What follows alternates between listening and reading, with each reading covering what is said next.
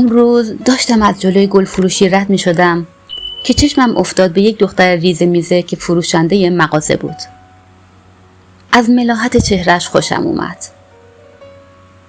یک جوری خستگی اون روز را از تنم در آورد. بعد از اون چند بار دیگه از جلوی گل فروشی رد شدم و تماشاش کردم. پیش نیومده بود هم کلامش بشم. یک روز به مناسبت روز مادر رفتم داخل مغازه. سلام کردم.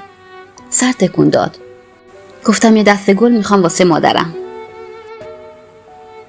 یه لبخند زد و توی دفترچه یادداشتش چیزی نوشت. بعد گرفت جلوم.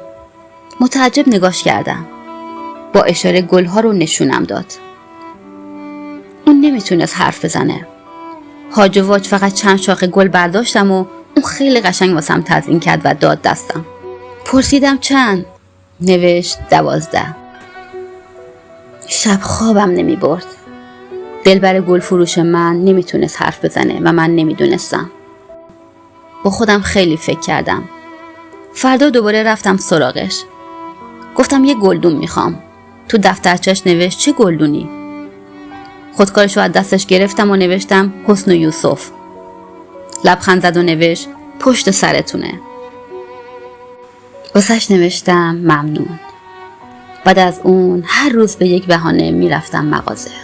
سعی میکردم با نوشتن باهاش حرف بزنم.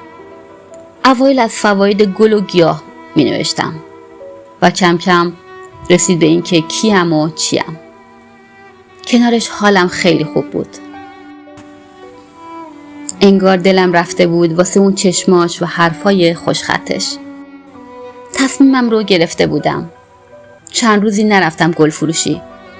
از دور می دیدم که ساعت 5 عصر در مغازه منتظره.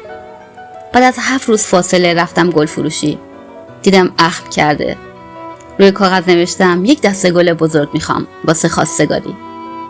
سلیقه خودتون باشه لطفاً. غمگین نگاهم کرد. رفت سراغ گلها و یک سبد خوشگل درست کرد و تو دفترچه یادداشتش نوشت مبارک باشه. سبدو از دستش گرفتم و چرخی زدم و دوباره دادم دست خودش. و روی کاغذ خیلی رک و ساده نوشتم با من ازدواج میکنی؟ به خدا قسم لبخندش قشنگتر از همه گلهای گل فروشی بود.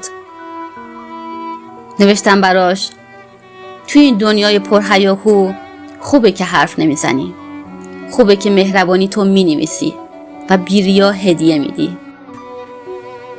الان چند سال از ازدواجمون گذشته و من هنوز عاشق سکوت لبهاش و صدای چشماشم و هنوز معتقدم چقدر خوبه تو این دنیای پرهیاهو نه حرفی بزنی و نه حرفی بشنوی. در جهانی که همه حرف میزنن عشق نجوا میکند.